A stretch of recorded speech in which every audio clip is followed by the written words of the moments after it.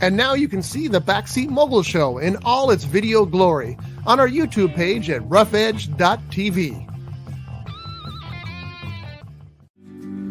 Come to Harbor Cove Cafe, where the palm trees sway, where you'll find my types and zombies you'll crave. Your hidden treasure at the end of Spinnaker. Tropical libations, feel the island vibrations. Taste the flavors that delight in our paradise of the night. Sip on sunshine in your cup, life's a breeze, so drink it up. Harbor Cove Cafe, where the aloha stays. Your perfect getaway at the end of the bay.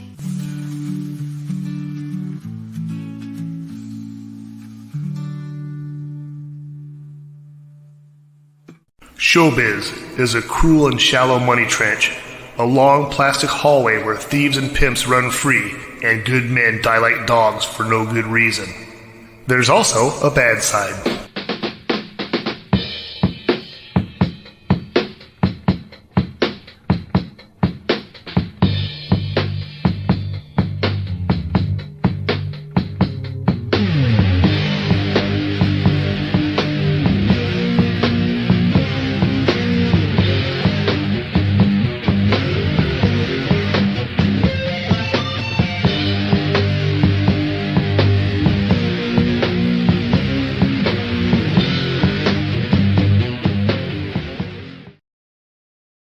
This is the Backseat Mogul Show live here on Rough Edge FM. I am our Scott Bolton. I am the Backseat Mogul, and this is a show where we talk about show business.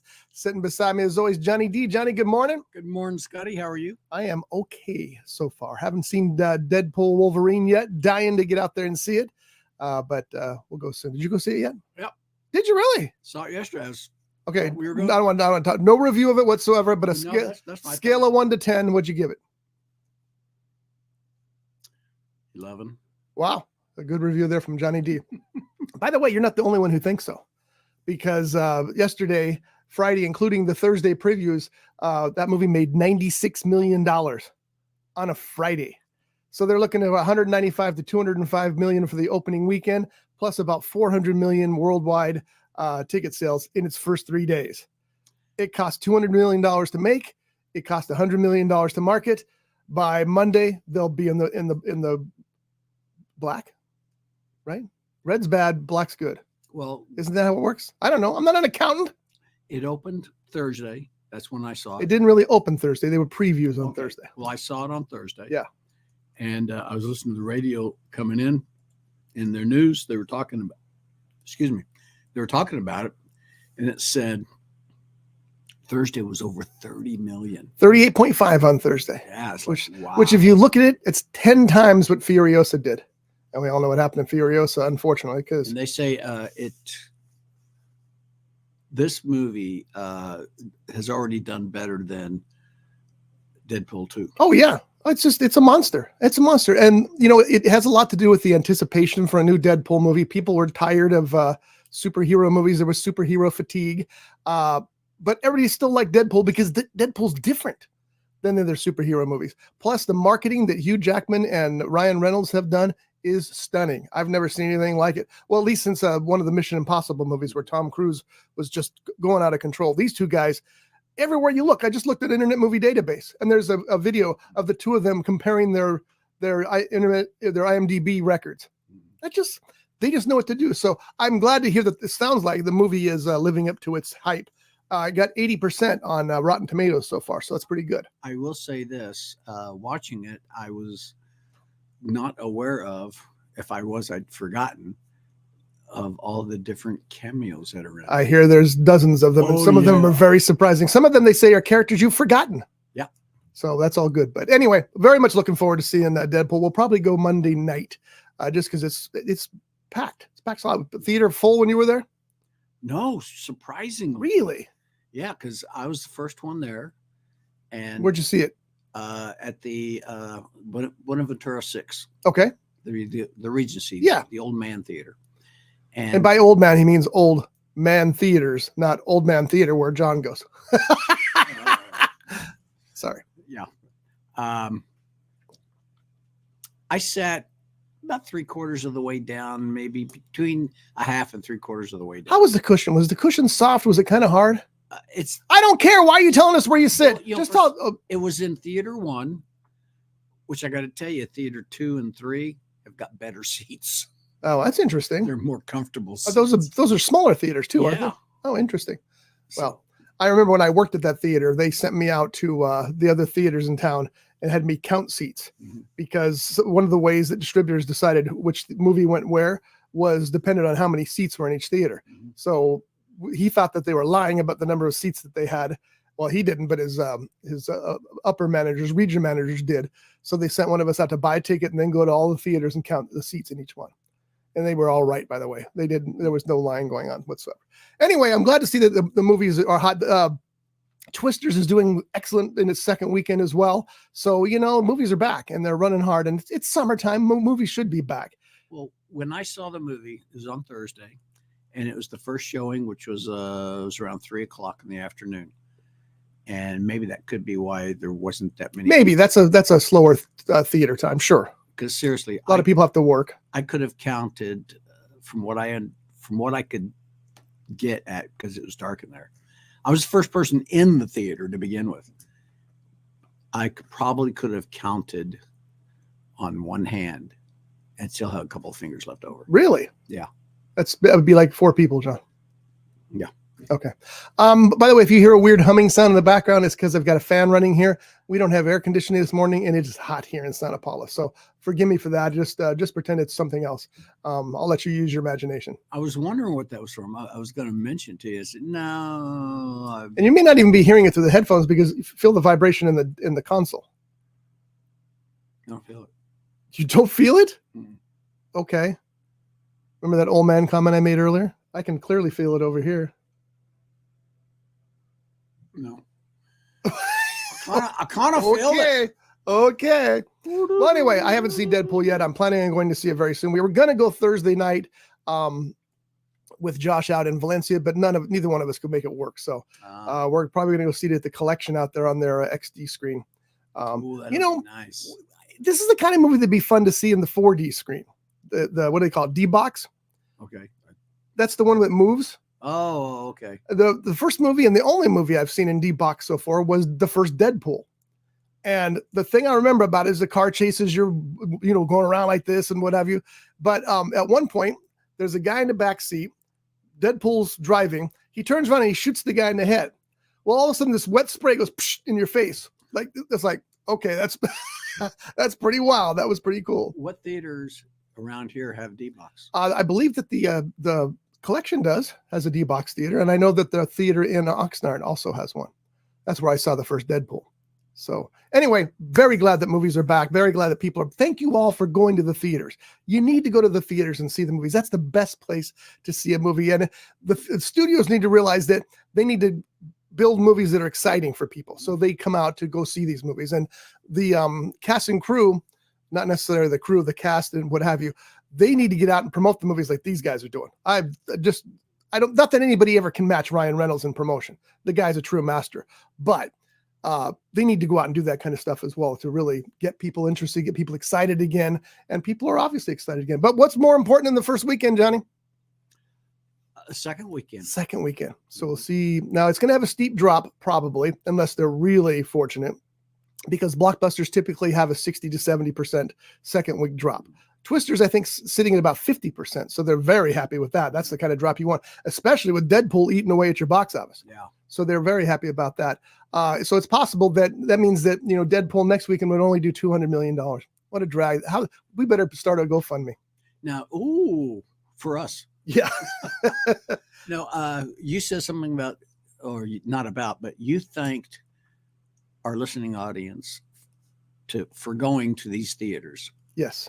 And keep it up. Yes. And here's another reason why you should keep going to these theaters, whether it's a regular theater chain or a mom and pop theater. Brace yourself, folks.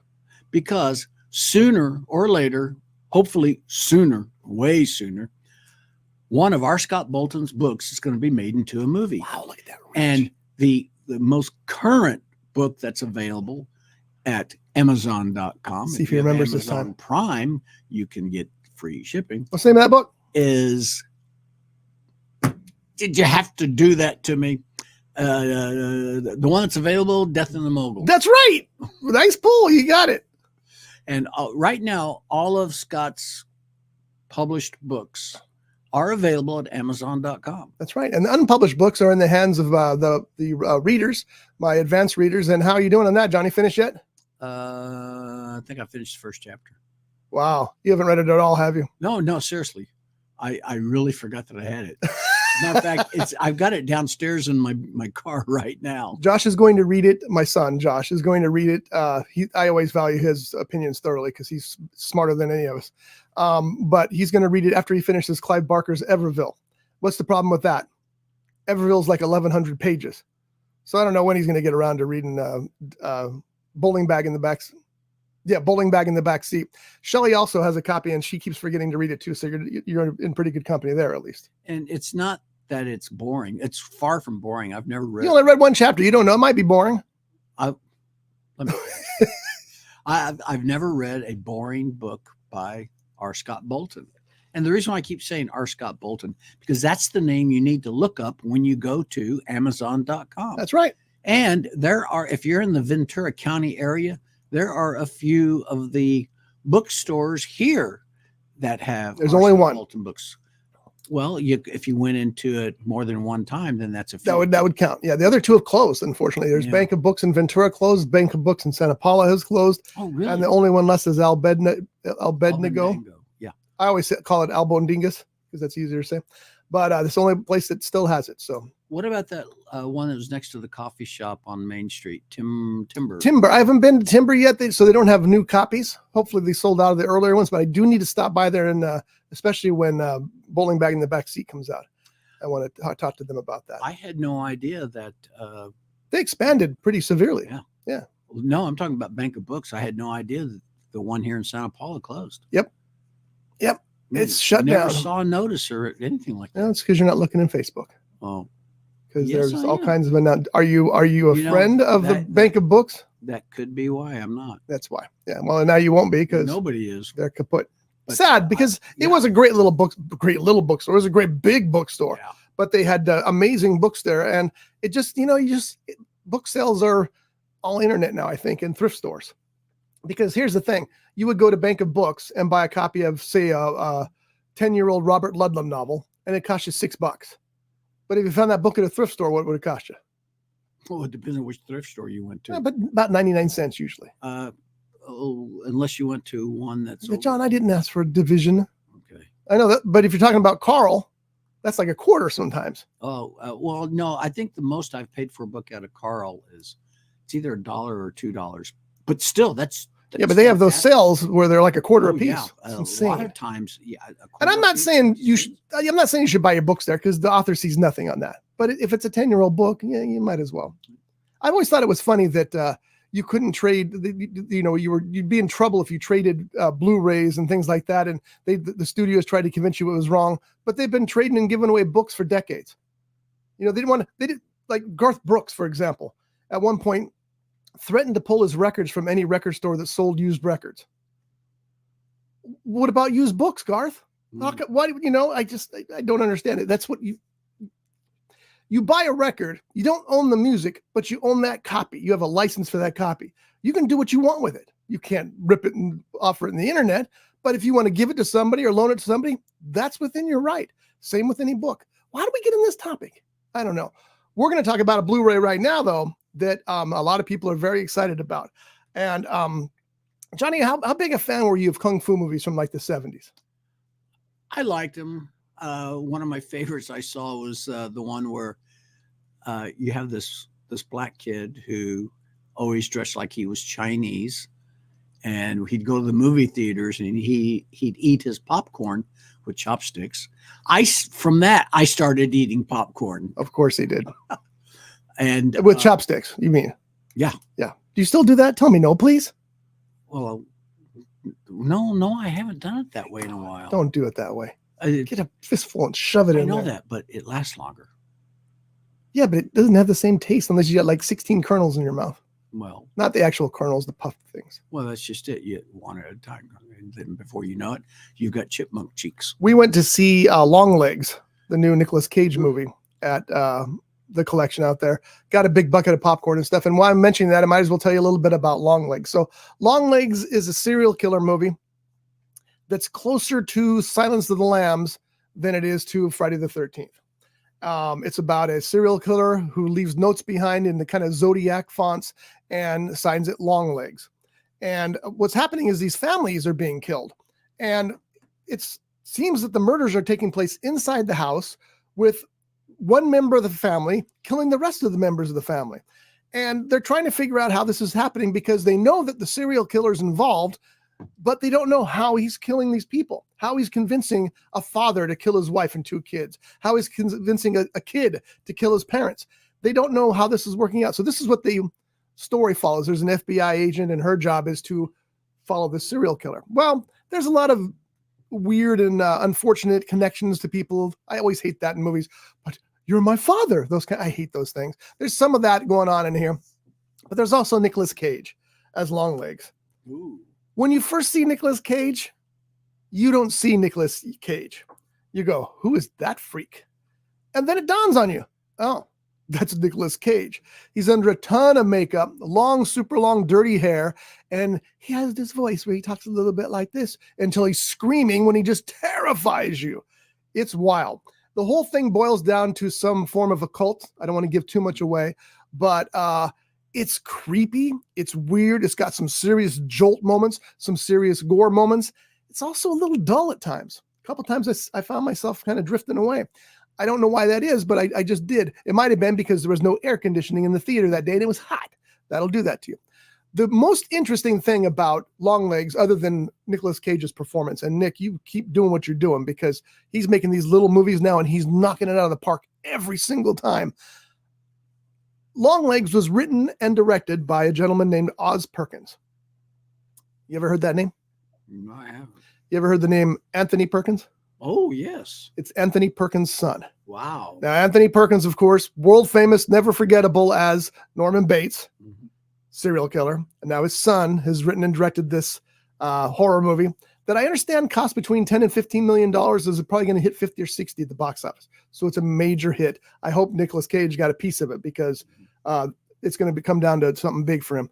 But anyway, I recommend, don't go in expecting Silence of the Lambs. It's like I said, it's more close to that than it is to Friday the 13th. But it's no Silence of the Lambs because there's only one Silence of the Lambs, one of the greatest movies of all time. So anyway, sorry to get from that tangent. So back to Kung Fu movies.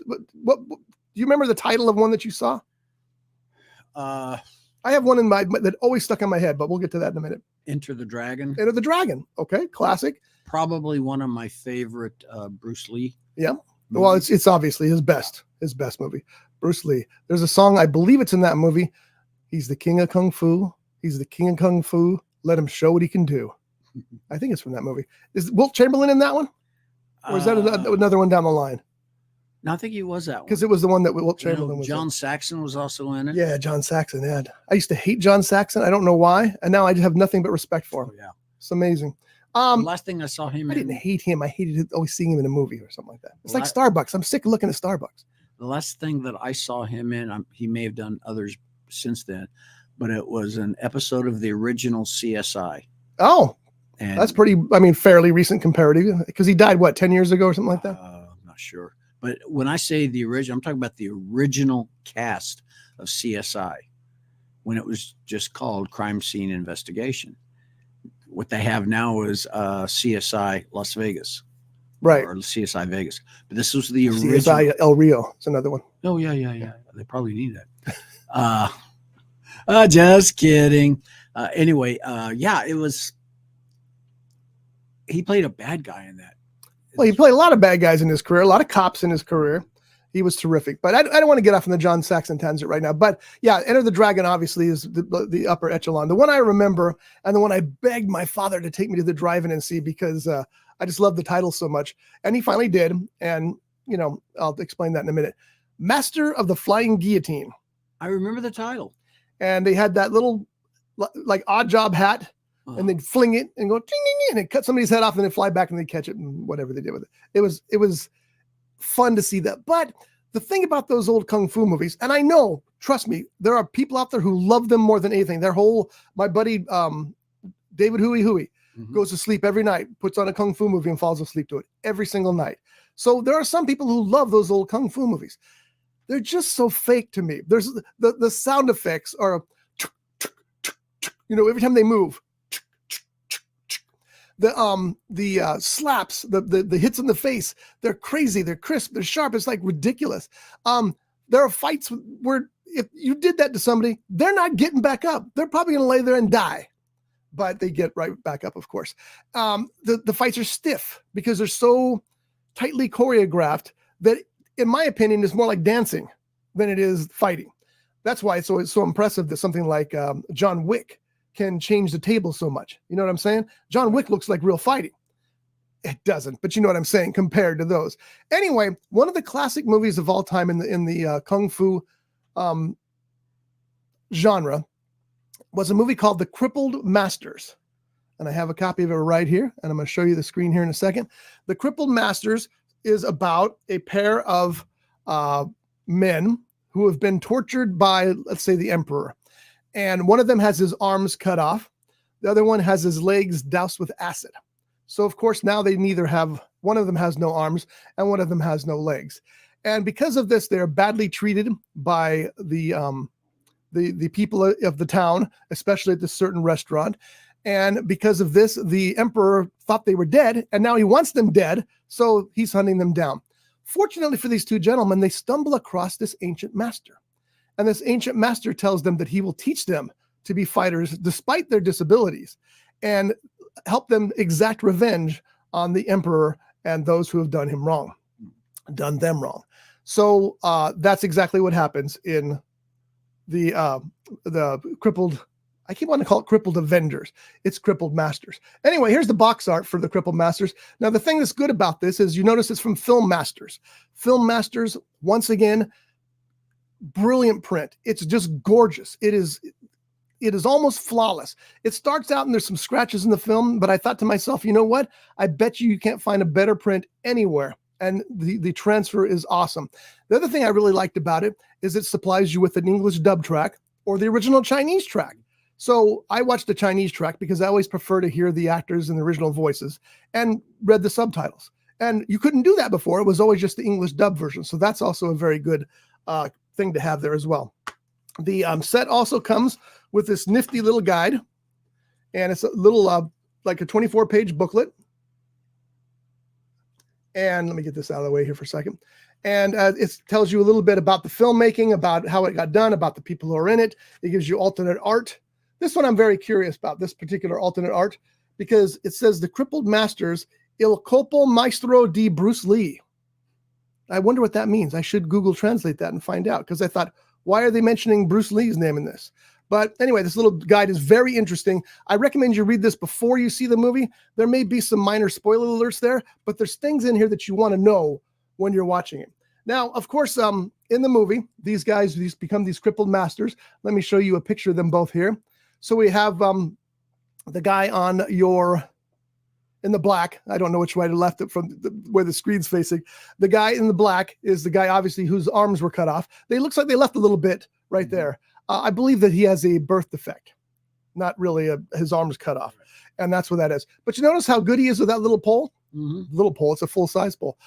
He whips that thing around pretty impressively. The master taught him to do that, and that guy did the work. That guy did the work with that. The guy on the white is standing there on his hands. You see his legs are all messed up because they were burned with acid. Well, he also has, I believe, some kind of a birth defect that left his legs useless. His legs are there, but they're skinny and they don't work. And so he spends most of the movie walking around on his hands. Well, when they get together and fight, nobody can stop them. Now, here's a scene with them and the emperor. And the funny thing about this scene is the guy in the white was on the ground a few seconds ago. And through some magical power and some special sound effect, he He jumps up, flips around, lands on his buddy's back, and then they latch him on so that he can. Now they have a two-faced fighting force.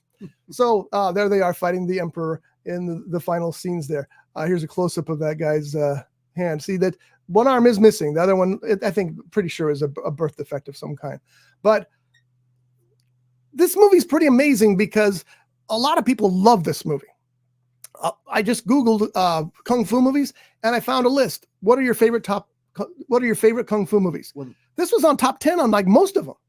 wow. So that tells you a lot. I never heard of this one. I had heard of it before. As a matter of fact, I think I have a poster of my collection at home, but I'd heard of it, but I'd never seen it until now. And I'm glad I got the opportunity again through Film Masters to see this brilliantly gorgeous print of this classic movie. Again, I'm not a Kung Fu fan, so I kind of find myself drifting off through this one as well, especially with all sound effects and stuff. It gets to be a little much, but if you're a fan of those Kung Fu movies, and I know so many of you out there are, as I said, this is on so many top 10 lists of favorite Kung Fu movies of all time. You got to get this copy. You got to get this version because not only is the print perfect, you've got the choices between the two languages. There's some very interesting bonus features. One, a history of Kung Fu movies, plus that booklet with all that information. Again, Film Masters has knocked it out of the park. So again, if you're a Kung Fu fan and you haven't seen this movie or this is one of your favorite movies, you got to buy this now. And they've been advertising on the website like there's a limited supply. They haven't used those words, but I wonder if they only printed up so many. I mean, they can always print it more, but they're kind of saying, if you want to get it now. So I would act on that sooner than later, especially because if they're not manufacturing Blu-rays anymore, they may not be able to get the discs. Yeah. So you got to keep that in mind as well. But that eventually is going to happen. It is. It's going to come down to that. DVDs or Blu-rays. But they'll come back. I was thinking about this recently because everybody cried when vinyl went away. Oh no. Then cassettes came around. And some people cried. I hated cassettes. I was glad to see them go. Then CDs came around. And I love CDs. I think CDs are, I know most people, no, I don't know that. A lot of people prefer vinyl. I prefer CD. I like the sound crisp, clear, digitally separated, all that stuff. And now DVD is going away, a CD is going away because everybody's streaming. The problem with streaming is most of your streams are 128 bits per second, and you're losing out because you're not getting full fidelity on your listening. All that being said, what are the two best selling formats right now? Vinyl and cassette. So they do make it, they could come around again. But of course, not everybody's offering that. Some of the bigger bands are offering that. Some of the smaller bands are offering that, but not everybody is. So if you want vinyl, you may or may not get it. If you want a cassette, even more likely that you may not get it. But it's out there again, and they're popular again, which is just weird to me. I think Guardians of the Galaxy is the reason that cassettes made a return. That could be very well. I think that's why. And my son has a huge collection of cassettes, most of which are mine from when they were original. But they're just, the other thing is making a big comeback, which blows my mind, is VHS. Wow. VHS went from the format because it beat out beta to trash, literal trash. You go to a thrift store or even a regular store that sold used things, they were selling VHS for $0.25 a piece. Yeah. Now it's a big collector's item. My son goes to thrift stores, buys all these horror movies on VHS, bought a VHS player so he can play. Why? The quality's not good. The ratios are always screwed up. Why would you? But it's a thing again. So, I think things come and go. And I think that's what's going to happen with Blu-ray and with DVD as well. They're not dead yet, but they're getting real close. Yeah. So you got to be careful. And again, what's going to happen? You're going to be at the mercy of the streamers. And if you want to watch a particular movie, if you don't have that service, you're going to pay for it. So you got to keep that in mind, folks. Didn't someone on, as far as CDs go, music, didn't someone try or some company start doing DAT? DAT was, it was a audio file selection. Didn't really catch. So same with us. There was a CD version of that as well. That was pretty impressive, but you had to have a special player to play it. And, but I do remember when it comes to video, it's like quadra, not Phenia, quadra. What was the vinyl version of that? Quad sound was what short was for. Yeah, to get true quad sound, you had to have a quad sound player. You had a quad sound player and you had to have 4 speakers. My buddy Mark had that. Yeah, but I worked. But here's the question that I always had about that: Great, you got 4 channels. How many ears you got? That's true too. That's what I always thought. I mean, I get it. They're coming from different parts, so they might have different sounds, but I always thought that was a little overkill. What was that called? Quadruplex, quadruple, quadrophenia, quad. I thought it was quad sound. That was short for it. Let's see if we can find that out. But I worked at May Company back in the 70s when that came out. And my buddy Mark, he bought a stereo from May Company simply because it had that quad sound. Quadraphonic. Quadraphonic. Of course it was quadraphonic. Yeah, it was a big deal. That was also for audiophiles. People who really were into the music so much that they could tell you, what was different from this pressing to this pressing. But most of us have 2 ears. Stereo is all we need, in my opinion. But as long as it's really separated stereo. I hate when, and this happens a lot on vinyl, when the 2 sides mix together when they shouldn't be. Sometimes they should be, don't get me wrong, but sometimes they don't. So that's why I always preferred that. Anyway, Crippled Masters now available, so please check it out. And if you're a Kung Fu fan, you will not go wrong. It is everything you want in a Kung Fu movie, from the I pay more attention to the cover here, from the Kung Fu fighting to the storyline to the everything. It's just exactly what you'd expect from a Kung Fu movie from the 70s. The stars were Frankie Shum and Jackie Chan, by the way, those 2 guys that I showed you a picture of there earlier. So get your copy of Crippled Masters while you still can. And I can't recommend it high enough, especially if you are a Kung Fu fan, because it's one of the holy grails, I think, of Kung Fu movies. As a matter of fact, one of the things I noticed when I was looking at for scenes from this was a lot of people have VHS copies in their collections. So who knows if it's ever even been released on Blu-ray? I don't know the answer to that, but Film Masters is released it in a way that nobody's seen it before. I found that movie I was thinking of where the kids eating popcorn with chopsticks. Oh, good. It was when they first started promoting it on television, the announcer would say, Barry Gordy's The Last Dragon. Oh, that's fairly new movie. Yeah, I think it was released 87. Yeah. Or sometime in the I remember that, and that's also a lot of people will love that movie, but not what you consider of the Kung Fu movies of the Chinese era, though, right? No, true. Yeah. But I didn't realize that was it, though. Do you remember Vanity? Sure. She was in that movie. It's either Talmark or it was Taymark played Leroy Green, the popcorn eater. Bad Leroy Green. And why the hell is he so damn mean? That's best I can do, folks. Sorry. You remember Mike Starr? Nope. He was a character actor. If you saw his face, you'd go, "Oh, is that him?" Ernie Reyes Jr. And this one, Keisha Knight Pullman. Oh, I know Mike Starr. Sure, Mike Starr's a big character actor in more ways than one. But a bulky guy. Yeah, if you can find a copy of this movie, watch it. It's funny. Last Dragon. Eat popcorn with chopsticks. It's got to be available on a streamer somewhere, right? I would think. It says it's on Tubi, Prime Video, and Amazon. You got to rent it on Prime Video. It looks like it might be. Oh no, that's for a copy of it. So yeah, so Tubi or Prime Video.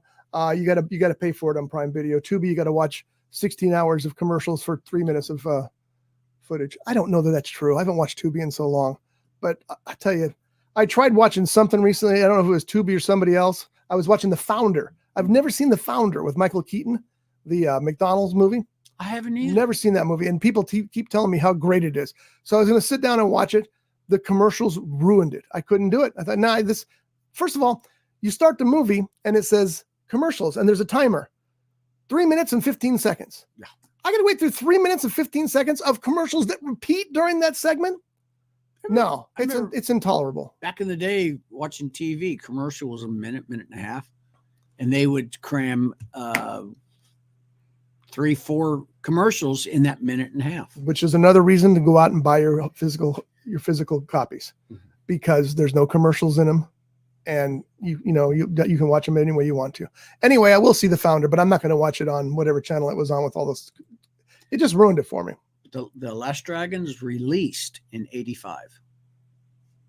That's when it was released. Okay. So it's later days. It exists because of those Kung Fu movies. That's the bottom line in that, for sure. I mean, there was a lot of, what was the one with Rutger Hauer where he's a blind Kung Fu guy? Blind Fury. Blind Fury. Love that movie. Yeah. Why do we love that movie? 2 words. Rutger Hauer. Exactly. But anyway, Yeah, a lot of those movies. I remember back in Texas in high school days, Friday nights, after we watched wrestling, and even Saturday nights after we watched wrestling, you would get the Kung Fu movie of the week with the dubbed English. But it was so cool. And like you said, you'd hear the whoosh, whoosh, and the every slap. move. I wonder if that's where I wonder if they stole that from the Batman TV series, the original Batman TV series. Because remember, you had the pow. Yeah, but you didn't hear it. Well, it just showed up on screen. But they should have done that to those old Kung Fu movies. That would have been fun. But there would have been nothing else on the screen but that. Pow, zip, bow, zip, zip, zip. Crazy. Yeah. So what have you been watching, Johnny? Anything good? I actually watched No Country for Old Men. Classic movie. Oh, awesome God, movie. It was so good. Coen brothers. The ending was like, what? Couple things I didn't expect to see happen. Yeah. Which I don't want to give away anything. Don't give anything away, because if people haven't seen that movie, which won Best Picture, by the way, you need to see it. It's the Coen brothers are some of the greatest filmmakers in history, and that's one of their top films. So you need to see No Country for Old Men. Tommy Lee Jones is amazing in it. Bad guy. Come on, he's a classic actor, one of the legends of our time, and Benicio del Toro. Yes. Amazing. Oh yeah. Amazing. I mean, I like the way he flip of a coin, heads or tails. And if you guessed right, I'm not going to give it away. But really, it's a really interesting movie. And I got to tell you, Tommy Lee Jones was excellent. He was excellent. That whole movie is excellent from beginning to end. Josh Brolin. Yeah, Josh Brolin knocks it out of the park. Yeah, Josh Brolin. Yeah, he does. It's just an amazing movie. Yeah. So where'd you watch that at? On TV. On it would have been Amazon, or it was either Amazon or it was, I can't remember what was the other one. Yeah, that's probably it. Not Tubi. Or not to be. Was there commercials? Oh yes. Okay, so it was freebie. What wasn't Freeview maybe? What's that? Freeview? Freeview. What's that called? Freebie. Freeview. Wasn't that? It wasn't Amazon. It wasn't. I started to say Nickelodeon. I hope it's not a Nickelodeon. That would be funny. It was. Looks like it could have been anywhere. Pluto TV, Roku channel, Amazon Prime Video, Fandango, Google Play Movie, Apple TV. That's everywhere. So it was on Pluto. On Pluto. There you go. So, yeah. Anyway, great movie. I watched a movie called. I thought it was on the movie page, and I'm not. Find Me Falling. Find Me Falling is a movie, a brand new movie starring Harry Connick Jr. And I love Harry Connick Jr. I think he can do great work. Great voice. The movie starts out, the movie is about a rock star who's tried to make a comeback, and it didn't work for him.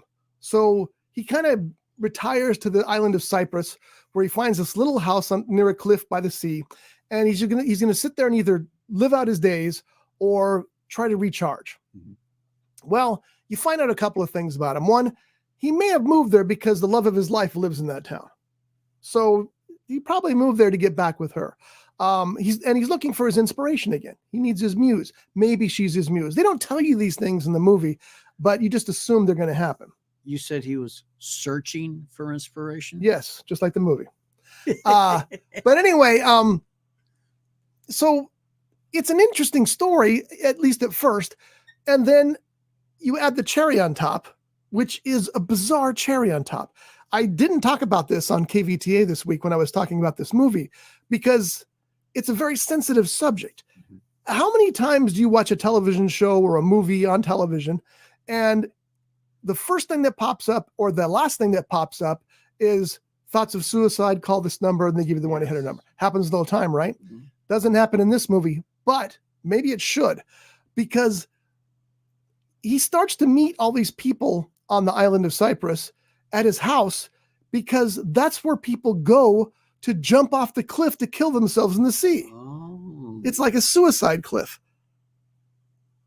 that was a weird topic. It's like, I mean, I thought it was kind of cool and edgy and unique, but at the same time I saw, well, you're kind of flirting with disaster here because people are going to think that's insensitive that you've got these people flocking to the cliff that you live at to jump off.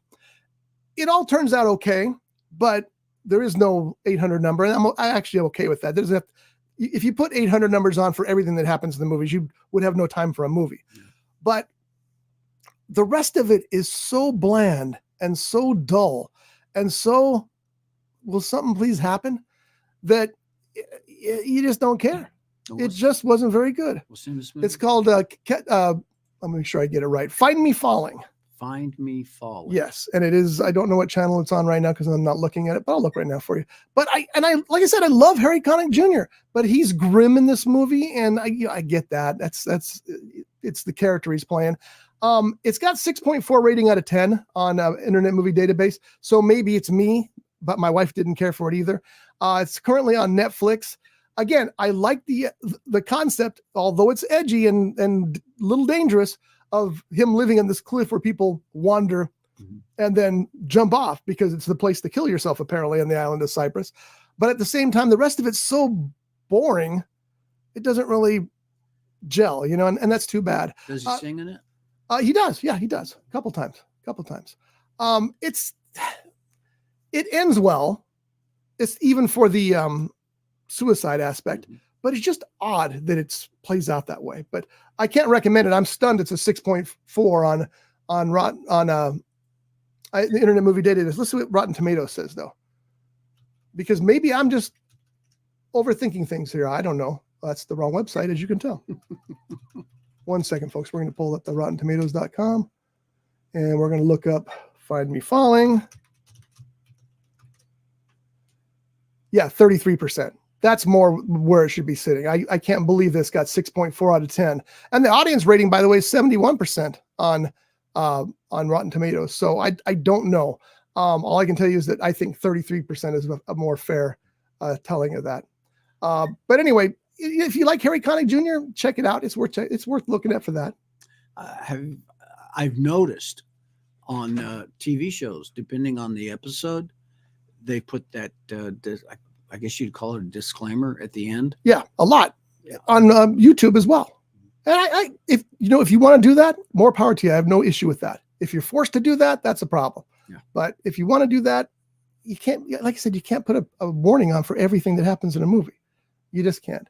All right, we're going to get out of here in just a few minutes, but I wanted to remind you one more time that the Santa Paula Film Festival has begun. It's going on right now. In fact, about 11 o'clock, about an hour from now, the first screenings begin. Let me tell you about a couple of the movies that we have here. One of them I think is very interesting. We talked about As Easy as Closing Your Eyes, and that was Abigail Breslin's movie about the drug that gives you one more day with your dead loved one. Compelling and a very interesting story there. So that one's definitely worth seeing. It's a short 21 minutes, followed by, and you'll have to check the schedule at Santa Barbara. I knew I was going to do that once. SantaPaulaFilmFestival.org for the actual schedule dates. But I recommend As Easy as Closing Your Eyes. Blue Water Ferries is next on the list. We talked about that. You got to check that one out. That's the movie that's made by kids, written, directed, edited, acted by kids. And I liked it a lot because it is a kid's movie. I mean, you can tell it's not professional in any means whatsoever, but those kids love making that movie. And I love the fact that they'll be future filmmakers. Is it a short? 11 minutes. Very short. Yeah, I wish somebody would have a network that would only show film festival shorts. They do have that. It's called YouTube. Oh. But again, you have to remember that a lot of film festivals, and I don't know about ours, do not allow you to enter a movie that's already been aired somewhere else. So you got to keep that into consideration too. Yeah. That's one of the reasons we haven't seen Kyle's movie. Yeah. Because Kyle Acosta, his movie, The Duke, is in film festivals right now. So he can't release it for public viewing. I'm looking forward to seeing that. I am too, very much so. There's The Composer, a 12-minute short, which is about a senior citizen who's kind of out of it. And then one day he realizes that he was a composer and he starts sitting down and playing in the piano and enjoying things. And then something interesting happens. I'll leave that to your imagination, but that one's 12 minutes there. Dead Air is a 14-minute short that is very much like a Twilight Zone episode. I was a little disappointed in the payoff, but still, it was well made and gave you that Twilight Zone kind of feel. Discovering Ella is a 9-minute film about the discovery of Ella Fitzgerald when she was 16 years old. It's feels like the first 10 minutes of a movie, and it needs more, but it's a short for 9 minutes, so it is what it is, right? Mhm. See what else we got here. We got Goons, Guns, and the Gumshoe, which is a private detective movie. What else have we here? Guiding Light, which is a 5-minute film, a update on the Poly class story and what's it meant to the community out there. This is all Santa Barbara Film Festival, by the way. I wanted to just show you guys we're still here. You said it again. What? Santa Barbara? Santa Paula Film Festival, santapaulafilmfestival.org. For so many years, the Santa Barbara Film Festival has been the premier film festival, not only in the West Coast, but one of them in the world, that it's very easy to fall back into that, even though I have a great story about that. I'll tell you as soon as we finish with this. I got to tell you, you were doing this last week also. I'm not surprised. Santa Paula Film Festival. Send your... That's why I'm leaving this up. complaints. That's why I'm leaving this up, so you guys can see the actual place where it is and not listen to what I'm saying about where it's at. Send your complaints and laughs to roughedge.com. Dude has no idea what he's talking about. No, I don't. Office Chatter is a 7-minute film that I really loved. It is about 4 coworkers going to a meeting together, and all you hear is the words that are in their mind. And it is hysterical to watch because the cast is terrific. The script is terrific. It was a lot of fun. So Office Chatter is one of those big ones. Let's see what else we got here. We got Sallywood, which is really, I think, the big film in the festival. It's the story of a 20-something-year-old writer who's always been a fan of Sally Kirkland, the Academy Award-winning actress. He goes out to Hollywood to make a star of himself, and the first thing he does is run into Sally Kirkland, ends up being her assistant, and spending a lot of time with her. Mm-hmm. Sally Kirkland is a delight in this movie. She has just dropped every pretext of anything she ever was and just plays herself with aplomb, and it's amazing to watch her work in this movie. So it's interesting because it's mixed up of the story with the actual writer and director of the film is telling his story. It really happened with Sally Kirkland. Of course, there's some embellishments because it's a movie, but it's interesting because as you watch it, in between the bits of the story, there are actual interviews with Sally Kirkland. I don't want to call her Sally Kellerman because they do that in the movie, and she's very unhappy about it. So Sally Kirkland, and it's terrific. So anyway, Sallywood is also one of the big ones on there. And then the final one I wanted to mention, and I believe I mentioned this last week as well, is Stairways to the Stars. Yeah. This is Sean Young and Quentin Aaron, and it's Quentin plays a young man who's assigned to help out Sean Young. Sean Young is an aging film star who's seen her better days are far behind her. And they're walking up this incredible stairwell, which you've seen in many movies before. And it's brutal. It's a brutal walk, but he's making her go out. And while they're walking this and she's complaining and griping the whole way, they're talking about life and their futures and whatever. Sean is terrific in this. You almost don't recognize her at first. And Quentin is mind-blowing. He's mind-blowing, standing beside her and working well. It is a very, very good movie as well. And there's many more at the Santa Paula Film Festival, which you can check out at santapaulafilmfestival.org. When we first talked about that, or when you first talked about that particular movie, Stairway to the Stars. Mm-hmm. Yes, last week and this week also, my first thought went to Sunset Boulevard. It's similar in the fact that there's a younger man and an older woman, Mm-hmm. but she's not crazy like Norma Desmond was. But that's. But I can see the comparison of the ages, but that's about it. That's one of my favorite movies of all time, by the way. Movie. Yeah, it was incredible. And the way it starts, or the way it ends, you go, "Wow!" Oh, he's dead in the beginning. Yeah, but you don't know that. He's floating in a pool, face down, still, and the police are pulling his body out with nets. But you don't know. You probably know he's dead. But you don't know it's him. I know it was him. Well, that's you. I don't know if I remembered it the first time I saw it, though. I can't honestly say that I knew it was him the very first time I saw it, or if I had heard about it before. Anyway, Sunset Boulevard, if you haven't seen it, go see that too. But the film festival is just this weekend, so make sure you get down there. There are receptions tonight at the House of Magic, I believe. Check the calendar and see. Tonight's reception is at 8:30 because there's a number of blocks going on, film blocks. It's a little later. Tomorrow's is at 5:30, and we'll be announcing the awards at those two receptions. So stick around and join us out here. Have a good time. The Santa Paula Film Festival is going to be something to remember, and I can't wait till next year and we do this all again. So anything else, Johnny? We're out of here. I plan on sometime this afternoon going down to Vintiki. Oh, nice. What time are you going down there? I'm not quite sure yet. Text me because we may be down that way too. Because this is their anniversary. That's right. Yeah. I wanted to stop by and say congratulations to them. Yeah, we were there Thursday night. Shelley's birthday. No, Thursday night. You guys. We were there for Shelley's birthday, which was very nice. They gave her the birthday bomb bowl. Wait a minute. I was there. No, you weren't. And then we went Thursday, and just me and Shelley, and they gave some other poor sap his birthday bomb bowl. But the drinks are terrific there. The team is very nice, and it's just the decor's awesome. It's fun to hang out there occasionally. I'd like to go out there. That's right. We went on Monday. We went on Monday, her actual birthday. Yes. Yeah, we went to Vintiki twice. Maybe we'll make it 3. It's possible. So they have cake, Well, speaking of cake, who got to finish Shelley's German chocolate birthday cake? Shelley did, but let me tell you how. So the first night she ate half of what was left in there because there was, little more than a half. Left. So she ate half of that. The next night she ate all the frosting and threw the cake away